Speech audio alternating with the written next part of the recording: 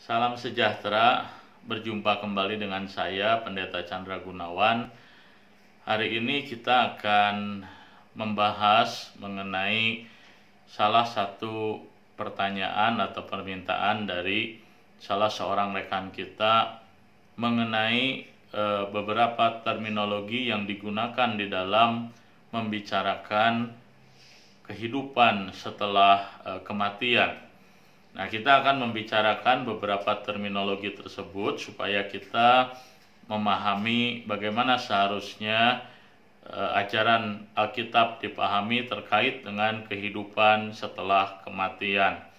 Nah, dalam video sebelumnya saya sudah membahas mengenai konsep dasar mengenai kehidupan setelah kematian, bahwa di dalam ajaran Alkitab kita belajar bahwa seseorang ketika meninggalkan dunia ini dia akan langsung bertemu dengan Tuhan atau berkumpul dengan Tuhan jikalau ia adalah seorang yang sudah di dalam Tuhan, dan atau orang tersebut akan berhadapan dengan penghukuman oleh karena dia tidak ada di dalam Tuhan.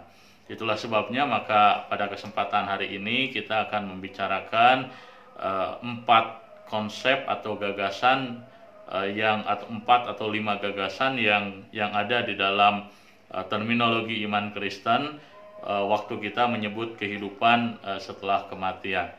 Nah, terminologi yang pertama yang ingin saya bicarakan adalah terminologi yang disebut sebagai Sheol.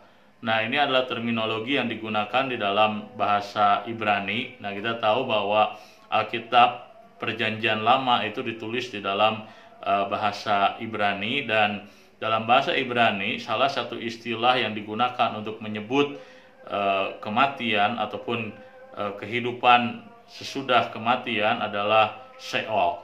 Nah, istilah Sheol itu juga sebenarnya paralel dengan istilah di dalam bahasa Yunani, yaitu istilah Hades. Nah, jadi istilah Hades merupakan terjemahan dari istilah Sheol yang digunakan di dalam perjanjian lama. Nah, sebenarnya apakah itu Hades, apakah itu Sheol? Nah, jadi waktu kita membicarakan berbagai terminologi mengenai kehidupan setelah kematian, kita harus memahami bahwa terminologi-terminologi yang berbeda digunakan untuk membicarakan realitas yang sama tapi dari aspek yang berbeda. Nah, jadi kalau hari ini kita mempelajari ada sekitar 4 atau 5 terminologi, hal itu bukan berarti ada 5 tingkatan atau 5 level dari kehidupan setelah kematian, tetapi ini berbicara soal realitas yang sama, kehidupan setelah mati, tetapi dari sudut pandang atau aspek yang berbeda. Nah, tadi saya sudah menyebutkan istilah Sheol dan Hades. Nah, apakah itu? Nah, di dalam Alkitab waktu Kitab Suci menyebut kehidupan setelah kematian dengan istilah Sheol dalam Perjanjian Lama, Hades dalam Perjanjian Baru. Nah, itu menunjuk kepada apa? Itu menunjuk kepada sebuah gambaran di mana manusia ketika dia meninggalkan dunia ini dan dia meninggalkan dunia ini tanpa Tuhan, maka gambaran yang dilukiskan adalah gambaran kehidupan yang tanpa pengharapan, kehidupan yang mengerikan, kehidupan yang tanpa adanya Tuhan di dalamnya. Nah, itulah sebabnya maka di dalam Perjanjian Lama dan Perjanjian Baru waktu terminologi Sheol atau Hades digunakan, maka terjemahan yang biasa digunakan adalah kegelapan, atau kita juga menyebutnya sebagai lubang kegelapan atau tempat kegelapan. Nah, jadi waktu Alkitab menyebut orang-orang yang belum di dalam Tuhan meninggalkan dunia ini, mereka memasuki tempat kegelapan atau lubang kegelapan. Nah, ini adalah gambaran yang digunakan Alkitab untuk memperlihatkan bahwa kehidupan seseorang di luar Tuhan setelah melewati kematian itu seolah-olah digambarkan sebagai sebuah situasi, kondisi yang tidak nyaman, tidak menyenangkan, sama seperti kalau kita tinggal di dalam kegelapan, tidak ada cahaya. Kita bukan hanya tidak bisa melakukan sesuatu, tapi kita merasakan sesuatu yang tidak menyenangkan, tidak mengenakan, sesuatu yang tidak membahagiakan. Nah, itulah gambaran yang digunakan Alkitab ketika menyebut orang-orang yang di luar Tuhan atau orang-orang yang belum percaya kepada Tuhan. Ketika meninggalkan dunia ini, mereka memasuki sebuah tempat kegelapan, sebuah lubang kegelapan, menggambarkan di sana tidak ada kehadiran Tuhan, tidak dirasakan, dan membuat hidup manusia mengalami ketidaktenangan, tidak ada kebahagiaan, tidak ada ketentraman. Yang ada adalah sebuah perasaan mengerikan, perasaan yang menyakitkan, perasaan kecewa, perasaan menyesal, dan lain sebagainya. Nah, itulah gambaran yang digunakan Alkitab waktu menggunakan istilah Sheol atau Hades di dalam Perjanjian Lama dan Perjanjian Baru. Dan terminologi kedua yang digunakan oleh Alkitab waktu menyebut kehidupan orang-orang yang di luar Tuhan, belum percaya Tuhan ketika meninggal dunia adalah Gehenna. Nah, istilah Gehenna ini biasanya diterjemahkan sebagai neraka. Nah, terminologi Gehenna ini sebenarnya berasal dari sebuah gambaran sebuah lembah yang disebut sebagai lembah Hinnom, begitu ya. Jadi Gehenom. Nah, itu akar kata daripada Gehenna. Ini menunjuk kepada sebuah tempat di dekat kota Yerusalem, di mana di situ terdapat sebuah tempat, sebuah lokasi orang-orang yang di dalam Perjanjian Lama digambarkan mereka orang-orang yang melawan Tuhan, bangsa-bangsa yang tidak mengenal Tuhan. Mereka di sana mempersembahkan anak-anak mereka kepada dewa-dewa yang mereka yakini. Mereka mempersembahkan anak-anak mereka menjadi korban bakaran. Dan Tuhan berbicara keras, menubuatkan kepada bangsa-bangsa seperti ini bahwa mereka akan mengalami penghukuman, mereka akan dibakar, mereka akan dibinasakan oleh api murka Tuhan. Nah, maka di dalam Alkitab waktu istilah Gehenna digunakan, nah ini menunjuk kepada sebuah gambaran api, gambaran sebuah kemarahan Tuhan yang dinyatakan melalui penghukuman Tuhan atas orang-orang yang menolak Dia atau tidak percaya kepada Dia. Maka Gehenna di dalam Alkitab menunjuk kepada apa? Menunjuk kepada realitas kehidupan orang-orang yang ketika seorang belum percaya kepada Tuhan, meninggal dunia, maka orang tersebut berhadapan dengan murka Tuhan, dengan penghukuman Tuhan yang digambarkan seperti api yang menyala-nyala. Itulah yang disebut dengan Gehenna. Nah, jadi Gehenna dan Hades atau Sheol itu sebenarnya istilah yang Alkitab gunakan untuk menggambarkan kematian orang-orang yang tidak ada di dalam Tuhan, belum percaya kepada Tuhan, di mana Alkitab menggambarkan kehidupan mereka adalah kehidupan yang menderita, kehidupan mereka adalah kehidupan yang tidak ada kebahagiaan karena Tuhan tidak ada di dalam kehidupan mereka, dan gambaran penghukuman Tuhan yang digambarkan seperti api yang menyala-nyala.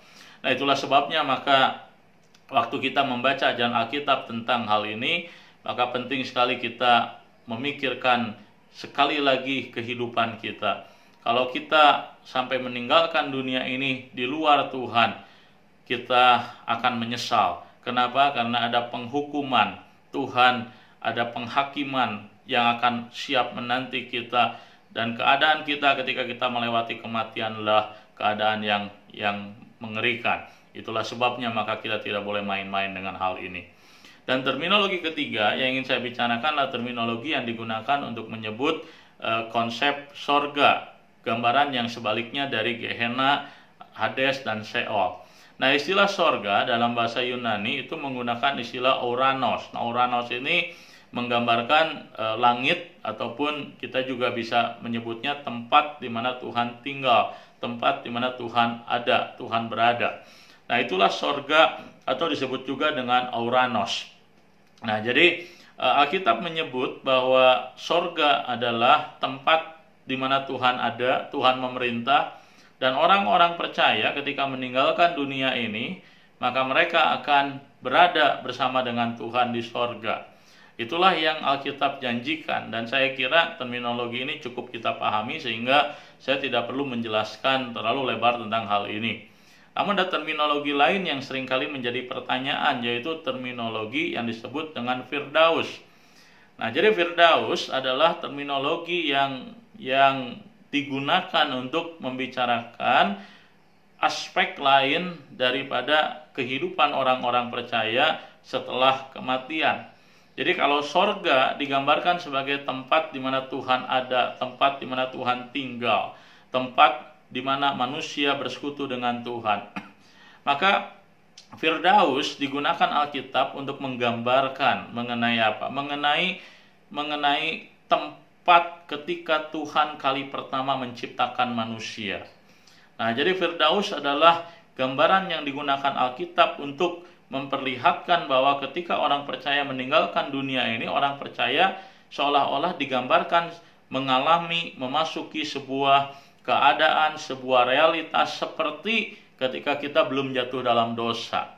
Nah, itulah yang digunakan, itulah istilah Firdaus dalam konteks inilah digunakan untuk menolong kita mengerti mengenai bagaimana orang percaya ketika meninggalkan dunia ini. Kita akan mengalami kehidupan seperti sebelum manusia jatuh dalam dosa, mengalami kondisi yang jauh lebih baik daripada kondisi ketika manusia hidup dalam dunia ini, karena ketika manusia hidup dalam dunia ini, kita hidup dalam dunia yang sudah jatuh dalam dosa.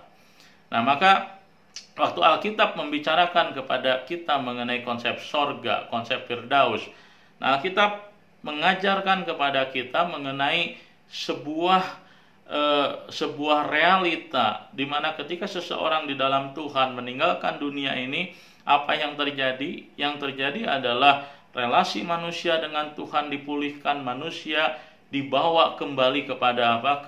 Kepada kondisi seperti sebelum manusia jatuh dalam dosa. Tetapi sekali lagi, itu bukanlah akhir daripada desain keselamatan yang Tuhan rancangkan bagi manusia. Karena kita belajar dalam Alkitab bahwa kemudian kita tahu bahwa yang Tuhan desainkan adalah bahwa manusia akan mengalami, akan memasuki langit dan bumi yang baru. Artinya kondisi manusia ketika meninggal, dia dalam kondisi yang sangat baik, digambarkan seolah-olah seperti ketika manusia sebelum jatuh dalam dosa. Tetapi kondisi manusia nanti ketika Tuhan datang yang kedua kali akan jauh lebih baik daripada kondisi ketika manusia pertama ada dalam Firdaus. Nah, itulah 4 gagasan yang Alkitab ajarkan kepada kita mengenai kehidupan setelah kematian. Namun ada satu terminologi lagi yang saya kira kita perlu sedikit bicarakan, oleh karena terminologi ini diyakini oleh beberapa orang percaya tetapi seringkali menimbulkan kebingungan. Terminologi apakah itu? Terminologi yang disebut sebagai purgatori. Nah, sebagian orang Kristen percaya bahwa ada yang namanya purgatori. Nah, purgatori ini adalah tempat di mana manusia, dalam hal ini orang-orang yang percaya kepada Tuhan, harus menjalani satu masa waktu penghukuman sebelum mereka dapat masuk ke dalam sorga. Nah, itulah konsep yang disebut dengan purgatori. Nah, konsep ini sesungguhnya tidak ada di dalam Alkitab. Nah, konsep ini dibicarakan dalam salah satu literatur di dalam sebuah kitab yang disebut dengan kitab Makabe. Nah, kitab Makabe ini bukan bagian dari kitab suci, tapi merupakan bagian dari literatur Yahudi yang disebut sebagai apokrifa.